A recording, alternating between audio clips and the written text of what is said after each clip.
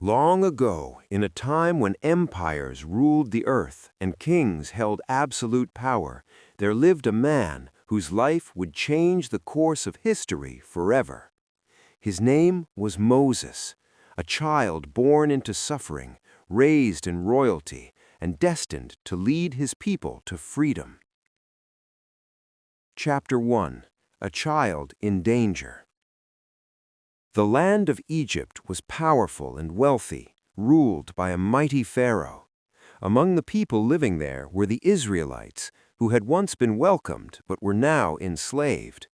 The Pharaoh feared them, believing they were growing too numerous and strong. In his fear, he made a cruel decree: every Hebrew baby boy must be killed at birth. In this time of terror, a Hebrew woman named Jochebed gave birth to a son. She knew that if she kept him, he would be taken and killed, but she could not bear to lose him. For 3 months she hid the baby. When she could no longer keep him hidden, she made a desperate and courageous decision. She placed him in a small basket, coated it with pitch to make it waterproof, and set it gently among the reeds along the Nile River. Nearby, the baby's sister Miriam watched from a distance, her heart pounding with fear and hope. That same day, the daughter of Pharaoh came to the river to bathe. She noticed the basket and ordered her servants to bring it to her. When she opened it, she found the crying baby. Something stirred in her heart, compassion, perhaps, even destiny. "This is one of the Hebrew children," she said softly.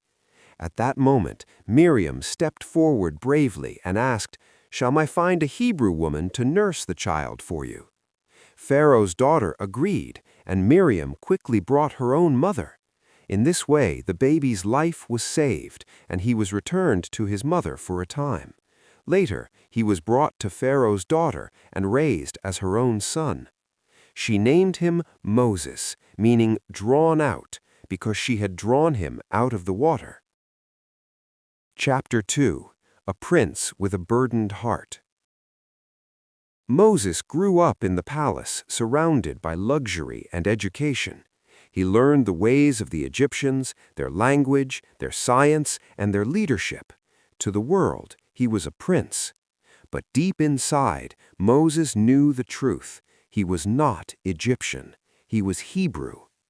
As he grew older, he began to see the suffering of his people. He saw men beaten, women exhausted, and children growing up in chains. Each sight filled him with anger and sorrow.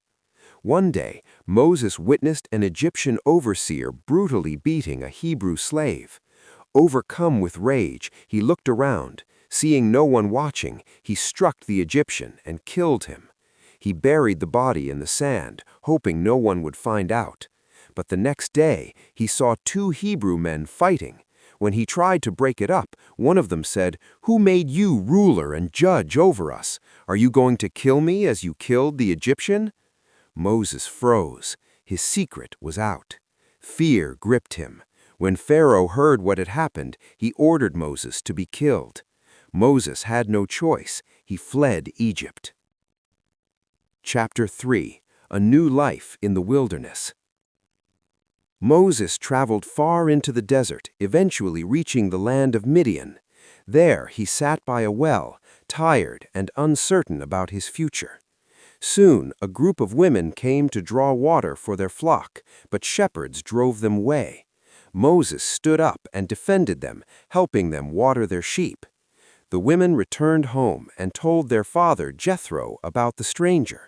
Impressed by Moses' kindness, Jethro invited him to stay.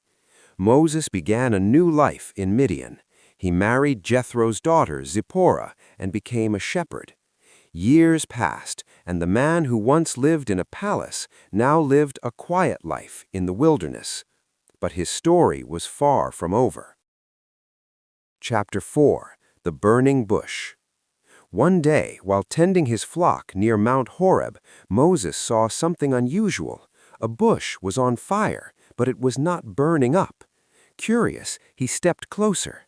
Then a voice called out, "Moses, Moses!" Startled, he answered, "Here I am." "Do not come any closer," the voice said.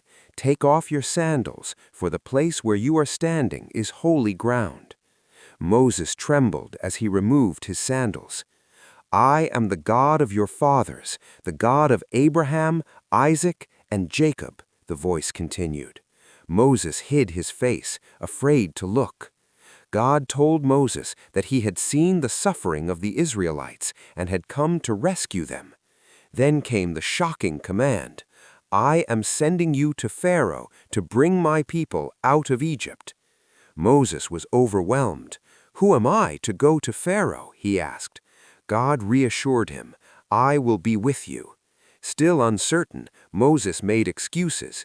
He said he was not a good speaker. He feared the people would not believe him.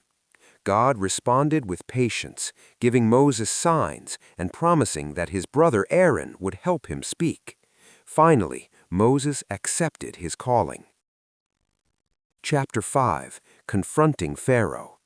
Moses and Aaron stood before Pharaoh and delivered God's message, "Let my people go." Pharaoh laughed. "Who is this God that I should obey him?" he scoffed. Not only did Pharaoh refuse, but he made the Israelites' lives even harder, forcing them to work without providing materials. The people began to doubt Moses, but God told him to stand firm. Then began a series of powerful events that would shake Egypt to its core. Chapter 6. The 10 Plagues.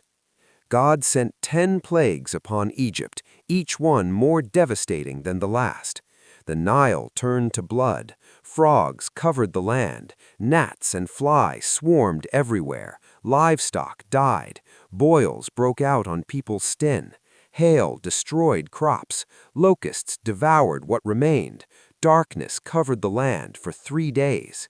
Each time, Pharaoh refused to let the Israelites go. Finally came the 10th plague, the most terrible of all. God said that every firstborn in Egypt would die, but the Israelites would be spared if they marked their doors with lamb's blood. That night, cries filled Egypt. Pharaoh's own son died. Broken and terrified, Pharaoh finally relented. "Go," he said, "leave my people." Chapter 7. The Exodus. The Israelites left Egypt in great numbers, carrying what little they had. Moses led them, guided by God. But soon Pharaoh changed his mind. He sent his army to chase them.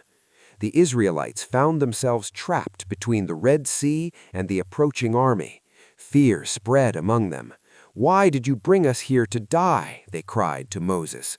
But Moses stood firm. "Do not be afraid. Stand still and see the salvation of the Lord." God instructed Moses to stretch out his staff over the sea. As he did, the waters parted, creating a path of dry land. The Israelites crossed safely. When the Egyptian army followed, the waters returned, swallowing them. The Israelites were free. Chapter 8. Trials in the Wilderness. Freedom was not easy. In the desert, the people faced hunger, thirst, and fear. They often complained and wished to return to Egypt. But God provided. He sent manna from heaven and water from rocks. At Mount Sinai, Moses went up the mountain and received the 10 Commandments, laws to guide the people. Yet, even then, the people struggled with faith. At one point, they made a golden calf to worship while Moses was away. Moses was heartbroken, but he continued to lead them with patience and strength. Chapter 9. The Long Journey. The journey to the Promised Land took many years. The people wandered in the desert, learning to trust God and follow His ways. Moses faced many challenges, rebellions, doubts, and his own moments of frustration. Yet he remained devoted to his mission. Chapter 10. The End of the Journey. After many years, the Israelites finally reached the edge of the Promised Land, but Moses would not enter it.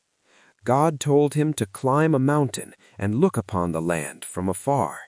Standing at the top, Moses saw the land his people would inherit, a land of promise and hope. He had led them from slavery to freedom, from despair to faith. Though he would not step into the land, his legacy would live on forever. Epilogue: A leader remembered. Moses died on that mountain, but his story did not end there. He was remembered as a prophet, a leader, and a servant of God. His courage, humility, and faith inspired generations.